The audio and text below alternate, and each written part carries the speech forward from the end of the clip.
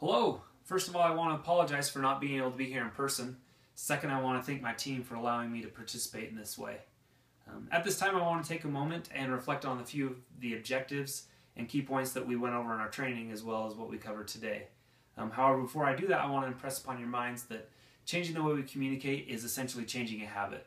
Who you are today and the lens through which you view the world is the product of lifelong experiences and interactions that you've had with other people. And so it is with the way that we communicate and interact with others.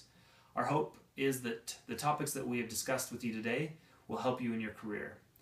The way you communicate is a huge reflection on who you are as a person, as an employee, and as a leader. The better you're able to communicate with respect and professionalism, the better you'll be able to communicate your opinions, your point of views, and the better you'll be able to understand the ideas and point of views of others. Essentially, every single one of us has barriers that we place up that causes gaps in communications, thus resulting in misunderstandings. Changing the way we communicate will not happen overnight. You'll have to create new habits.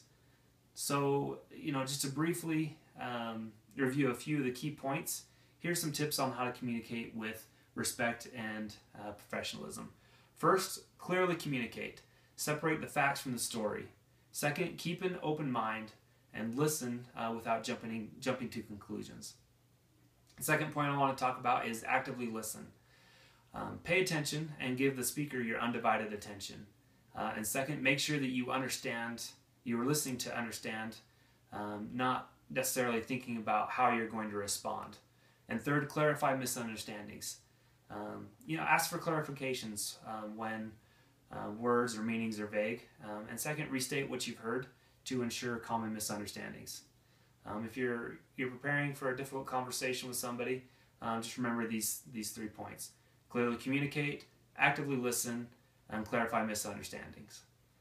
Like I mentioned before, habits don't change overnight. So I challenge you to reflect and think about what communication barriers you put up, and then set a few goals to help you change your bad communication habits. So like I said, I challenge you to write down 2 or 3 goals that you'll want to work on to improve your communication.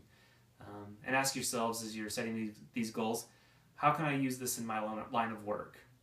The other question is, what benefit will it be? I want to thank you and leave you with a short video clip. Hope you enjoy.